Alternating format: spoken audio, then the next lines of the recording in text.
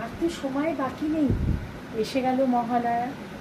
এবার আমাকে কৈলাস ছাড়তে হবে, যেতে হবে মর্তে। কিন্তু কি কাণ্ড, মর্তবাসীর কাণ্ড দেখে তো আমি অবাক হয়ে যাচ্ছি। এরা আমাকে পুজো করবে নাকি এরা কি পুজো নিতে থাকবে? চারিদিকে শুধু শিল্পীদের ব্যবসা বাণিজ্য আর কারিগর। হচ্ছে এটা ব্যবসা বাণিজ্যর দরকার এখন, কিন্তু তা বলে কি মাকে এত অবহেলা করবি তোরা? আমি আসবো, আমাকে তোরা হিড় হিড় করে টেনে নিয়ে এসে প্যান্ডেলে বসিয়ে দিবি, আর যখন আমি বাড়ি যাব তখনও তোরা হিড় হিড় করে আমাকে পাঠিয়ে দিবি। কি করে যাই বলতো মর্তে? লক্ষ্মী, সরস্বতী, কার্তিক, গণেশকে নিয়ে আমার বড় ভয় লাগছে তোদের মর্তে আগমন করতে।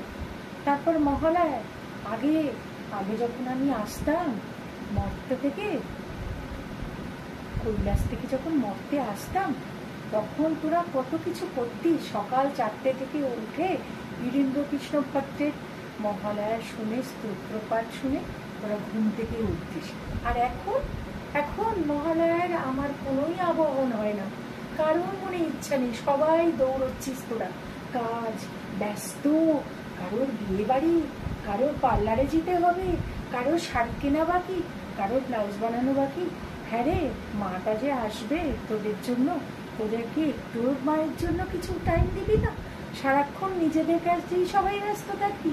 সে কি রে, আমি ভাবছি এবার তো অনেক কষ্টে শিব ঠাকুরের কাছ থেকে আমি পারমিশন পেয়েছি, কিন্তু এরপরের বার কি আর পারমিশন আমায় দেবে যে বাচ্চাদের নিয়ে তুমি কোথায় যাবে? ওখানে গিয়ে তো বিশাল বিপদে পড়বে, তোমার জন্য তো তাদের সময়ই নেই, এইটাই বলবেন। আমার তো মনে হচ্ছে এইবারই আমার শেষ যাত্রা মর্তে, আর আমাকে কৈলাস থেকে ছাড়বে না, আর ছাড়বে না। এইবারেই মনে হচ্ছে আমার শেষ। গিয়ে পৌঁছাবো, কোনো আবাহন নেই, কোনো বিসর্জন নেই, সবাই দৌড়চ্ছে, সবাই ব্যস্ত। আরে আমি যে তোদের জন্য আসছি, তোরা কি আমার জন্য একটু এ করবি না? ফুল কেনার পয়সা নেই, সব দেখছি মানুষের পুজোরে ফুল কেনার পয়সা নেই, তাদের আমার কোনো পুজোর এ নেই। তারা হচ্ছে প্যান্ডেল, বড় বড় তাদের থিম, দেশ বিদেশ থেকে লোক চলে আসছে, কিন্তু পুজো কোথায়? আমি তো আর সেরকমভাবে পুজো পাই না। আমার জন্য তোরা ভালো করে মন প্রাণ দিয়ে তো কেউ ডাকিস না রে। তাহলে কি হবে? তাহলে কি করে তোরা আমার কাছে তোরা এ পাবি?